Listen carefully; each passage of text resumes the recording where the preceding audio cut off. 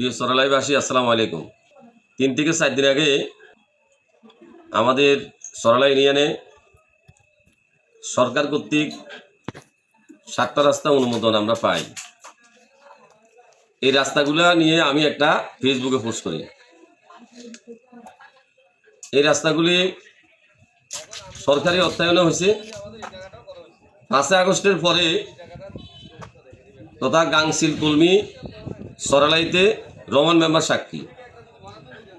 এই রাস্তাগুলো হওয়ার জন্য আমি সরকারের এমন কোনো অফিস নাই, এমন কোনো অফিসার নাই যে কারো কাছে আমি ধর্ণা ধরি নাই, কারো কাছে আমি যাতায়াত করি নাই। এত চেষ্টার পরেও আমি এই রাস্তাগুলো করতে ব্যর্থ হই ইউনূস সরকারের আমলে।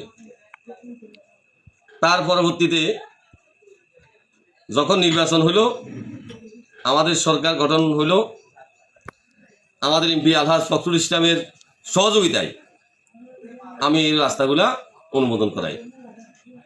ফেসবুকে কিছু লোকজন আমার এই রাস্তার অনুমোদনকে নিয়ে বিভিন্ন কথাবার্তা বলতেছে।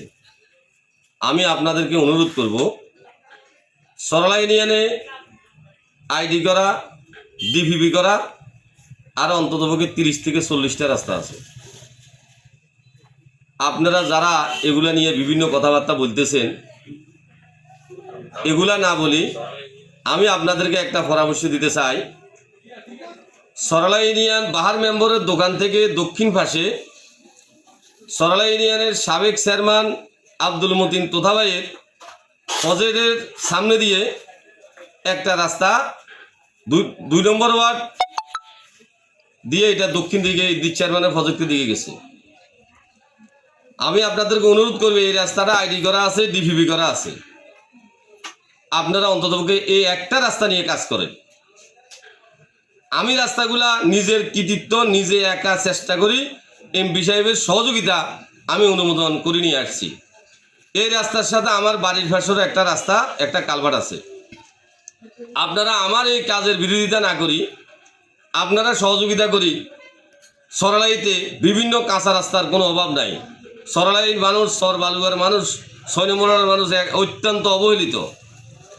আপনারা সবাই 2টা করে রাস্তা যদি ফাঁকা করেন, এখন আমাদের সরকার ক্ষমতায় আছে, তাহলে সরাই ইউনিয়নে আর কোনো কাঁচা রাস্তা থাকবে না। আমি 8টা রাস্তা, 7টার পর আমি আরও একটা রাস্তা অনুমোদন করে নিয়ে আসছি। এটা এই এলাকার মানুষ যে রাস্তা দিয়ে হাঁটে তারা এটার সাক্ষী। কারণ এই রাস্তা নিয়ে আমি বহু চেষ্টা তবদিলের পরে এই রাস্তাগুলো অনুমোদন হয়েছে।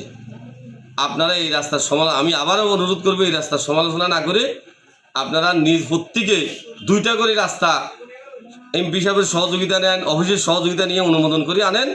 আমাদের সরাইয়ে কোনো কাঁচা রাস্তা থাকবে না। সবাই ভালো থাকবেন। আসসালামু আলাইকুম।